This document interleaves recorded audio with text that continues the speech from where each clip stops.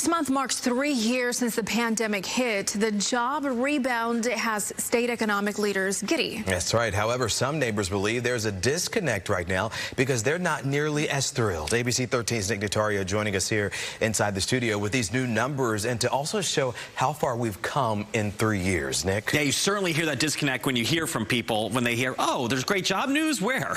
Well, when it comes to unemployment, let's go back to February of 2020, right before so many people lost their jobs. Let's show you exactly what was going on nationally. Unemployment was at 3.5%. In Texas, it was at 3.6%. Here in Houston, it was at 3.9%.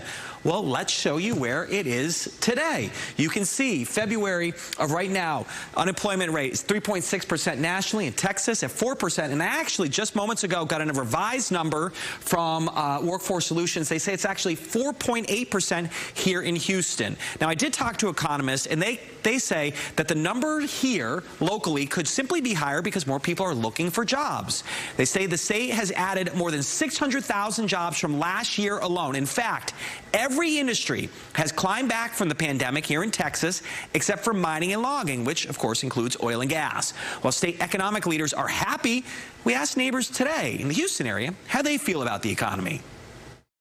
It depends on where jobs at, because if you got somebody living in Houston, they gonna go way to another city for a job, because that defeats the purpose. Before you get through coming out and cash a check here, you got to give your check back to the company. I'm glad that the job market is improving, but I don't see it in my day-to-day experience, just in retail and grocery. I feel like everywhere we go where we thought that there was going to be more help, it's still lacking. Not very great, I would say. I know a lot of people who are looking for work, and I also know a lot of companies that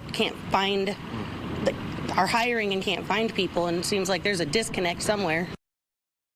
And speaking about that disconnect, Nick, what about the price of goods? Of course, we've seen everything just about go higher and higher. Where does Houston compare to the rest of the country? Yeah, really actually interesting. We were wondering that ourselves. You know, we keep hearing the national numbers. So we wanted to find out what's going on locally. So let's go ahead and show you.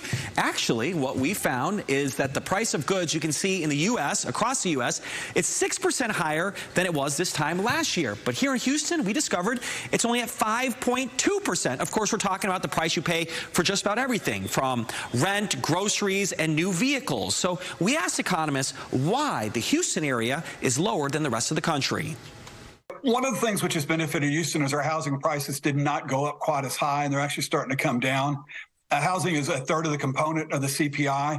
So that's one reason why that's one of the reasons why our inflation is not as strong here and going down faster here than the rest of the U.S.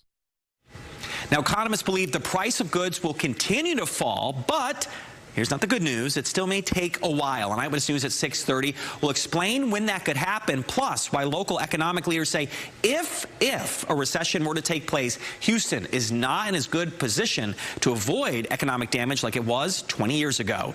Nick Notario, ABC 13 Eyewitness News.